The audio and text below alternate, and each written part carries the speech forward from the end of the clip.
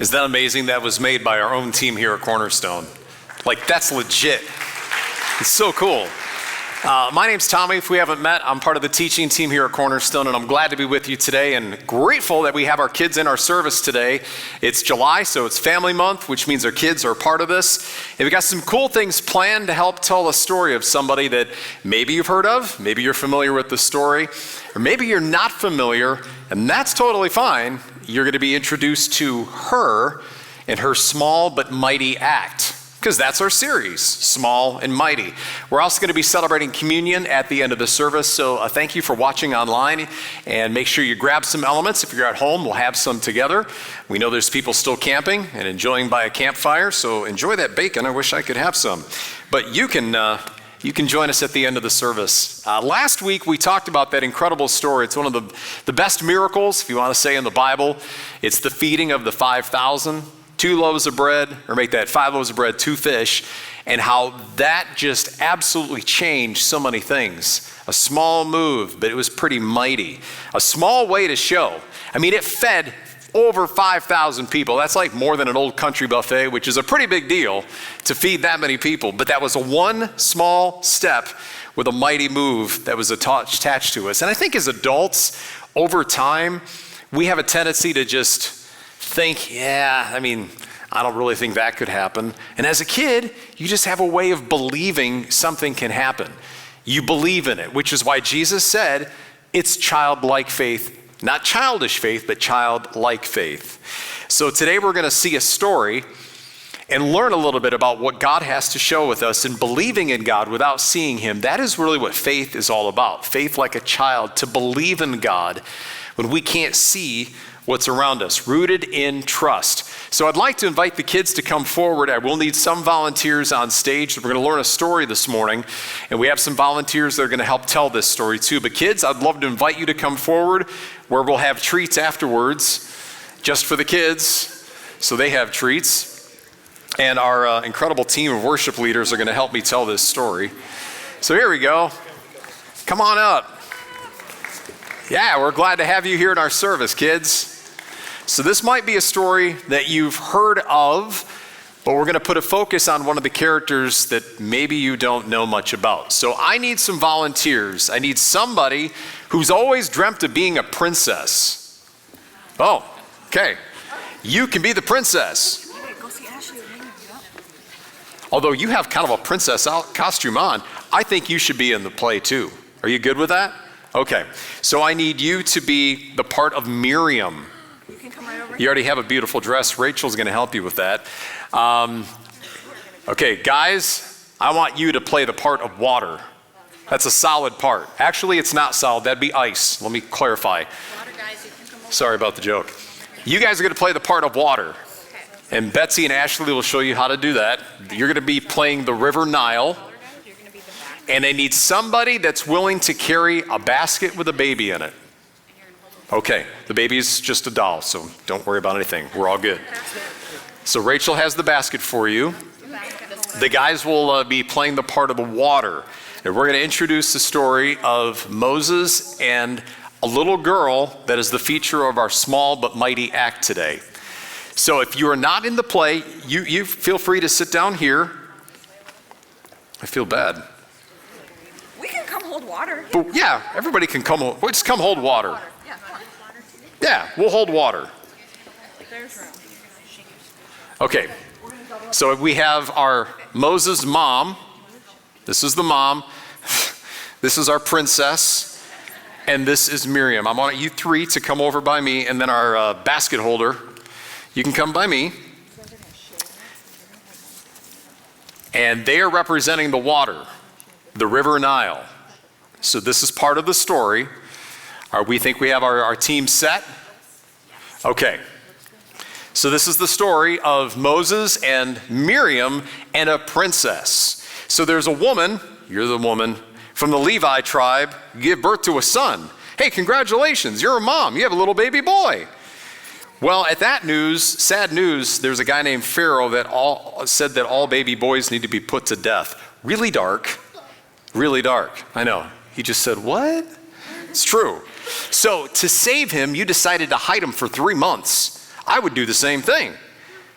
But then he starts crying and you can't keep him hidden anymore. So you take him and take a basket, you put baby Moses in the basket and you put him down the river. So go ahead and take the basket and you can go down the river. Well, you can actually both go down the river.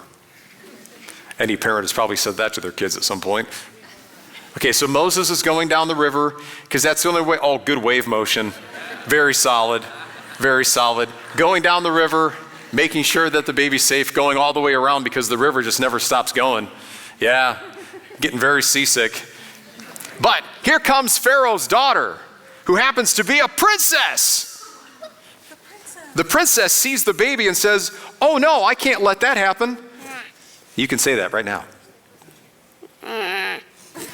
That sounded like Moses, but that's all right. Oh no, I can't let that happen. So she takes the baby and has compassion because Moses is crying and she wants to do something about it. So she takes the baby and here comes Miriam, all in her beautiful garb and her wand of help, stepping in. And she's been watching all this happen. Wouldn't this make you sad if you saw a baby floating down the river? Yeah, so you want to do something about it. You have some sadness and you speak up and you're kind of like, listen, what if I find somebody to take that baby and nurse him, make sure he's fed, and just kind of help raise him? Wouldn't that be cool if you did that? So the princess, although you have all this power in the world, you're like, I can do that. I think that's a great idea. You think it's a great idea, right? Yeah, I thought so too. So you do that. You take the baby. You're going to bring the baby back to mom. So you can take the baby, bring it back to mom. Mom's going to take care of Moses for several months and make sure that not only is he fed, he's taken care of, he grows up, and she gets paid to take care of him. That's a pretty cool thing. So he gets older. The princess comes back and adopts the baby. The princess has the baby.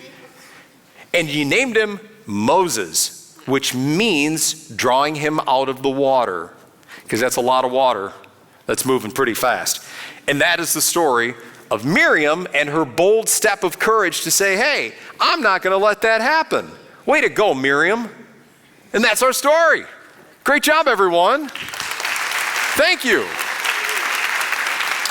Well done to everybody. And as you go away, you get to have a piece of candy, 2 pieces of candy, actually. You get to have Starburst candy for a burst of courage that Miriam had. Follow what we did there? A burst of courage. So thanks, kids, for bringing that story to life for us. I think normally when that story happens, if you're familiar with it, the tendency is to hear about Moses. And yeah, for sure, being sent down a river, very scary. And that's where we hear the story of Moses going down the River Nile. But today we want to focus on the other character that was a part of this story too, the character of Miriam. This little girl was not some soldier. She was very brave. She wasn't a grown-up, but she had courage, a faith-filled kind of courage. And what Miriam did is the part of our story today. It was a small but mighty act that Miriam did to save that baby. So to get the stage, we need to go back to kind of understand where the story comes from. Back 350 years when slavery had been going on and the Israelites were enslaved. I mean, that's longer than the U.S. has been around, right? 350 years is a long time. Out of that, we learn in Genesis, there are 12 tribes, and those families grew and multiplied over generation and generations to hundreds of thousands of people. And here's how the Exodus book begins. Then a new king, to whom Joseph meant nothing, came to power in Egypt. Look, he said to his people, the Israelites have become far too numerous for us. Come, we must deal shrewdly with them, or they'll become even more numerous. And if war breaks out, we'll join our enemies, fight against us, and leave the country. So Pharaoh was doing everything he could to oppress these people, to put them into slavery, harsh labor, and force them to do things. But the more that they were oppressed, the more that they multiplied, which really got Pharaoh pretty ticked himself. And he decided to make one of the most vile edicts ever. Pharaoh gave this order to all his people: every Hebrew boy that's born, you must throw into the Nile, but every girl will live. That's dark. It's horrific. Every boy thrown into the Nile, but every girl will live. So there's a lot of fear. I mean, today we have ultrasounds, but imagine being a mom and dad back then when the baby's delivered. If it's a boy, the heartbreak. So mom, of course, the mother was hiding Moses as long as she could, as any mom would, right? Then in an act of desperation, an act of trust, she put him down the river. Then we enter Miriam, that little girl that we were having on stage. Miriam was watching all of this happen. What did she do? Did she just stand by? I mean, imagine watching from a distance this happening, your brother being put down the river. What would you do? Well, as Moses begins to cry, Miriam decides to act and take a step forward of faith. She speaks up to that princess, someone who did have the power and the authority to take the baby away, to take her away. But she stepped forward in faith. Instead of running away, she said, "Shall I go get one of the Hebrew women to nurse the baby for you?" Small sentence, but a mighty move. And it teaches us this basic lesson today. Faith-filled courage is stepping towards God when fear says, step back. You see, courage isn't absent of fear. It's choosing faith in the middle of it. I heard a great quote about the word fear. If you put it like you spell it, F-E-A-R, fear is false evidence appearing real. False evidence appearing real. That's fear. But courage isn't the absence of fear, it's choosing faith in the middle of it. So think about Miriam. I mean, she didn't know what the princess would say or do. Again, she had that power and authority. She could have been punished. She could have been executed herself. But she stepped out anyway. I mean, imagine. The princess could have said, well, whose baby is this anyway? Which could have led to more questions. How often do you face situations in life where fear is like, no way, you can't do that? The fear of what people might think of you. The fear of a conversation, the fear of the unknown, the fearing for standing up for what's right, the fear of the news that you just got. It happens to all of us. And when fear unexpectedly shows up, our natural reaction is step back. But remember, false evidence appearing real. That's when I have a tendency to go into fix-it mode though, right? But when it's too big or we just can't snap our fingers to fix the problem, that's when real courage says, I may be afraid, but I trust God more than I trust my fear. I trust God more than I trust my fear. I trust God more than I trust my fear. Not too long ago, I was in a store and struck up a conversation with a woman who was there, just like you do in a grocery store. And I was in the produce area. And we got to talking and just chatting. And as we were talking, I noticed that she kind of stopped and she was like trying to catch herself and she was kind of wiping her eyes like this. And I'm like, are you okay? She said, I'm sorry. We had to put our dog down after 15 years. That broke my heart. I'm a dog lover. I have 2 of them at home. And ironically, about that time we had that conversation, I had just put my dog down. This is a picture of who I called the old boy. This is my buddy Kramer. Him and I used to run every day together. I literally would come home from work. He'd greet me at the door and he'd go up the stairs and sit by my dresser and wait for me to change. So we'd get my running stuff on and go for a run. So as Trisha was telling me this story, I could understand and I could relate. I lost my dog. I still miss him. It's been 5 years. He's part of the family. If you've lost a pet, they're a family member. And I said to her, well, I just want you to know I'll be praying for you, and I'm really sorry. And she said, thank you. And I left. And I kept shopping like I would.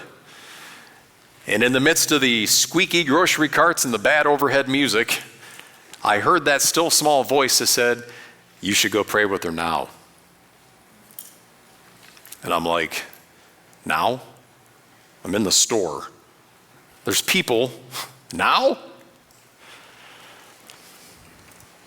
I'll get back to that story in a moment because I want to make sure we talk about Miriam. The story of Miriam wasn't absent of fear. It was there. The fear was present. The fear was real. And it's in those moments that we are all faced with a choice. We can either step towards it or step back. Especially if you're doing it in a step of faith. It kind of reminds me of something that Jesus said that I think is often misunderstood. But he said this in the midst of what he was ready to prepare and endure himself when he said this in John 16, I've told you these things so that in me you may have peace. In this world you will have trouble, but take heart. I've overcome the world. I think a lot of times we hear this and we think, well, Jesus did that. He came, he endured the agony, he rose from the grave, he beat the grave. I can do this. We can all make this possible. So don't live in fear. We're all good. And I kind of think that mindset does a couple things. It kind of ignores the reality that we have fear in the world. This is an actual emotion. Fear is a real thing. And it kind of oversimplifies what Jesus is saying a little bit. He's actually making a point. I'm going to tell you something, is what he said. I'm going to tell you something so that in me you may have peace. In other words, there's going to be some stuff coming. Some hard stuff. Some scary stuff. And it's in those moments that we're forced to make a choice to step towards it or say, no way, bro, I'm stepping back.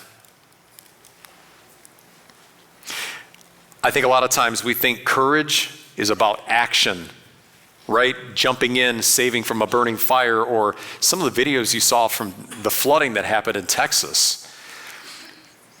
But some of the most courageous things we can do are actually quiet things. Like trusting God when we don't have the answer. Like choosing to worship when something's incredibly painful. Or turning to God in prayer when all you want to do is just hide. It takes courage. So there I was in the store, and there she was in the produce section. And I heard the voice that said, you should go pray with her now. What would you do? I had to make a choice to step forward. Meanwhile, the other voice that I was hearing as I was walking toward her was, if she says no, that's going to be pretty embarrassing, won't it? What are you going to do then? You're in a store, you can't run and hide. Besides, when I saw her, she was already on the phone. So the excuses kept going through my mind of, she doesn't have time. I can't just stand there. So by the time all those thoughts are going through my head, I saw her hang up from her phone. That eliminated that excuse. And I kept walking. And I went up to her and I said, excuse me, Trisha. I said, can I just pray for you now? And her body just went, I would love that. You could just see like the weight just fall. I don't say that to pat myself on the back because I had all the thoughts that we've all had of like, this is kind of crazy. I'm in the middle of a store. But we've all also said, I'll be praying for you. And then you walk down the store and you forget about it already. So yeah, I had to take a bold step in the middle of the store. And maybe you're thinking, there's no way I could do that. Okay. I'm sure there's stuff that you've done that I haven't done. In fact, I want to show you something that one of our very own Devin just did yesterday that took a bold little step. This was yesterday. And Devin is working behind the scene, part of our amazing tech crew, and she did it. She jumped out of a plane. That seems crazy to me, okay? But she did it. And she said to me, she goes, well, I know who's got me. No matter what happens. It's always a great imagery when you're tandem as well, because she's that close to someone who's also helping her, just like we have with Jesus. It's pretty awesome. So maybe you're thinking, there's no way I could do that. But what about this? And kids, and us as adults, we can all understand this one. Remember the first time you got on a bike without the training wheels? As a kid, you're afraid you're going to fall off. As an adult, you're thinking, oh, here comes the hospital bill. But after a while, you just figure it out. As a runner, the first time I was ever challenged to a 5K, I thought there's no way I can run 3.1 miles. Are you kidding me? I can't even do 2 blocks. Since then, I've done marathons. But I couldn't have done that without a place to start from. But it takes a bold step to do something, and after a while, it just becomes part of you. One step leads to another step, which leads to another. Courage involves something mental, to persevere against the unknown. Bravery is instinctive. Courage, I think, is faith-filled in your mind. It doesn't happen without trust in God over time. Quite honestly, the kids coming forward was kind of bold. To come up on stage was kind of bold. If we had asked for adults to volunteer, we'd be like, I'm comfortable in my seat. I don't need to go up there. I may look like a fool. It's true, right? But there's something about the imagination of a child believing in the impossible, the childlike faith that Jesus talks about, where a little boy, like our story we learned last week, and if you weren't here, I'll catch you up quickly. There were 5,000 people there, and this little boy said, well, I've got 5 loaves of bread and 2 fish. Mr. Jesus, you want my food? Or Miriam, who spoke up to say, want me to go get somebody to nurse him and raise him? I can't help but wonder, how many people in the crowd of that feeding of the 5,000, was there maybe one person, maybe 2 or 3, that looked at that little kid and probably laughed at him like, seriously, kid, you think that's going to help? But you know what? Kids just think, yeah, we can do this. That's the childlike faith. Because we as adults go, it's 5 loaves of bread and 2 fish. There's 5,000 people here. That's childlike faith. But we're adults. And we try to whittle it away and find the reasoning as to why this isn't possible. And the opposite can be true, too, honestly. It can be unhealthy to just kind of throw your hands up and go, well, God's going to take care of it. I'm just going to sit here and we're fine.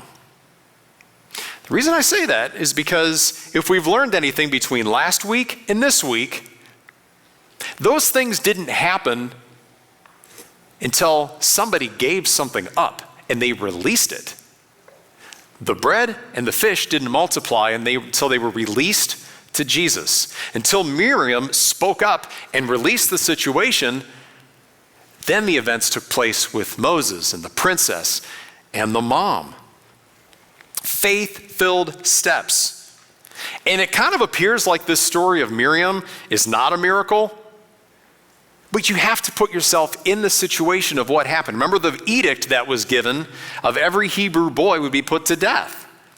So Miriam speaks up, and then the improbable happens. It says in Exodus 2, yes, go, she answered, go. So the girl went and got the baby's mom. Pharaoh's daughter said to her, take this baby, nurse him for me, and I will pay you. So the woman took the baby and nursed him. And when the child grew older, she took him to Pharaoh's daughter, and he became her son. She named him Moses, saying, I drew him out of the water. Can anyone say miracle? That's literally a miracle. Moses is saved, and not only that, his mom got to care for him after all, raise him, and she got paid. That is an adult's dream right there, to get paid to raise your kid. It could have been death, but Miriam stepped in and said, can I find a solution here? By the way, it is likely that Miriam was 7 or 8 years old when she did that. A childlike faith. But that moment of courage just wasn't a one-time thing, because the story of Miriam continued. And there are some stories we don't hear whatever happened. We don't know what happened to the boy that fed with the loaves and the fish, but we do know what happened to Miriam. And it's ironically tied to water once again. Take a look at this. She is now a prophetess, by the way. The Red Sea has been parted. The people walked through the water, and she leads in praise and worship. Miriam the prophet, Aaron's sister, took a timbrel in her hand, and all the women followed her with timbrels and dancing. Miriam sang to them, sing to the Lord, for he is highly exalted. Both horse and driver he is hurled into the sea. So this same little girl who stood by the water and watched this happen courageously spoke up and led a nation into freedom. And God used her in a moment by the Nile River, and then used her in a massive moment at the Red Sea, leading in praise and worship. He called her into a lifetime of influence, and it was that step faith forward that started everything. Because faith-filled courage is stepping towards God when fear says, step back. I don't know what Devin was experiencing when she opened up the door of the plane and looked down a couple thousand feet. I think I'd step back. But she said, nope, I'm stepping forward. She was tandemed to somebody who said, I've got you. And did she have a look of terror on her face? I think she was giving a thumbs up. I'm okay. I'm okay. And the person she's tandemed to is like, I do this every day. That's my Jesus. He does this every day. That small act of courage that Miriam had a ripple effect. And your step of courage might have that same kind of effect, unless there's fear. The false evidence appearing real. So I don't know what false evidence that's appearing real in your life right now that's telling you, step back. And also, what is God inviting you to step into? It could be something that seems small, like a conversation. You know, one of those conversations where you're like, I am not looking forward to this. Does anyone like confrontation? I mean, conflict is never fun. But just this week, I know somebody that had to have a pretty heart-to-heart talk. And there was a lot of anxiety leading up to that moment. But after that conversation, which went so much better than they thought it would go, you could just see that same moment that happened in the grocery store, just like this. I feel so much better. But it took courage to kind of get into the conversation. Maybe it's something big and you're afraid to step forward, like a calling. Maybe it's something monumental, kind of like spirit shaking, something that's just so heavy, a soul-crushing experience. But no matter the size, you can take a step, a mighty step actually, when it's rooted in faith. And I think of Jesus when we celebrate communion, And I'll invite our servers to come forward, and our ushers will release you at the right moment. And I think of this story when Jesus was here facing a soul-crushing experience of going to the cross. Remember, he knew what was coming, and he still did it anyway. That's bravery and courage, the most courageous, brave person that has ever walked planet Earth. And he did it anyway. And he did this, and his disciples, I'm sure they didn't know what he was talking about. They're like, what's he doing now? This new covenant thing, my body broken for you, the blood shed for you?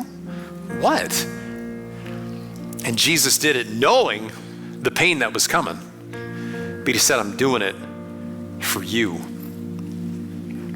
And so as you come forward in your release to get the elements, I want you to think, what is a false evidence appearing real in your life right now? What's something that you need to release? And when you take that bread and you dip it in, release it. And say, Jesus, thank you that you've done it for me. Because he did it for you on the night that he was betrayed. He took the bread, he broke it, he gave it to his disciples and said, take it, it's for you.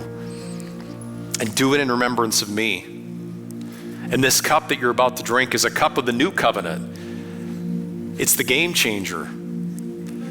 It's my blood shed for you. And when you do it in remembrance of me. And then Jesus went and endured.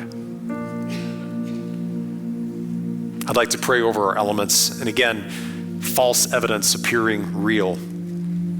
God, thank you for this incredible story of Miriam and her courageous act.